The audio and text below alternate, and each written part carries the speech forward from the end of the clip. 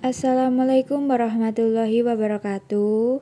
Kami kelompok 11 akan membahas mengenai psikologi dan kecerdasan berbahasa Indonesia yang beranggotakan Yudea Mei Anggraini, Natasha Verorika Ananda, Nurul Afiatul Badriah.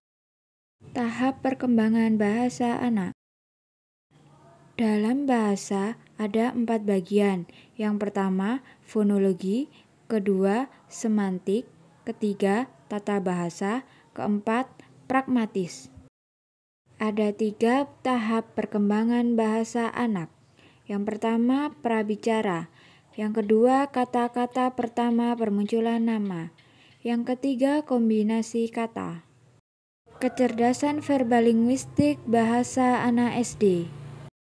Kecerdasan verbalinguistik adalah kecerdasan yang berkaitan dengan kemampuan berbahasa atau berkomunikasi, baik dengan berbicara maupun menulis. Ciri anak cerdas verbalinguistik. Yang pertama, memiliki perbendaharaan kata lebih banyak dibanding anak lain seusianya. Senang diajak ngobrol, mudah mengerti istilah-istilah baru. Yang kedua, suka berbicara di depan orang banyak. Senang membaca dan senang membacakan buku untuk orang lain. Senang menceritakan ulang buku yang ia baca. Pengaruh hereditas dan lingkungan terhadap perkembangan anak. Hereditas adalah suatu proses penurunan sifat-sifat atau benih dari generasi ke generasi lain melalui plasma benih, bukan dalam bentuk tingkah laku, melainkan struktur tubuh. Hereditas memiliki peranan penting dalam pertumbuhan dan perkembangan anak. Yang pertama, bentuk tubuh dan warna kulit. 2. Sifat-sifat. 3. Inteligensi.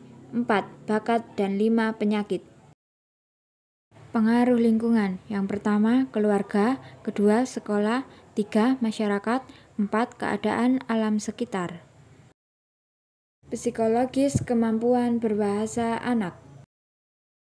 Monopoly dan Kingston tahun 2012 mengatakan bahwa kemampuan berbahasa penting untuk kompetensi sosial anak, karena anak-anak harus memahami orang lain dan berkomunikasi secara efektif untuk menunjukkan keterampilan sosial mereka. Faktor-faktor yang mempengaruhi kecerdasan membaca dan berbicara. Faktor-faktor yang mempengaruhi kecerdasan membaca dan berbicara, yaitu faktor internal dan faktor eksternal. Faktor internal yang berasal dari dalam diri peserta didik sendiri yang meliputi 2 aspek, yaitu aspek fisiologis dan aspek psikologis. Faktor eksternal terdiri dari lingkungan keluarga. Individu mendapatkan pendidikan dari lembaga terkecil, yaitu keluarga. Orang tua berperan aktif dalam mendidik seorang anak. Terdapat beberapa faktor yang sangat berpengaruh dalam pola asuh anak, diantaranya bagaimana cara mendidik, relasi antara anggota keluarga, keadaan ekonomi anggota keluarga, dan latar belakang kebudayaan.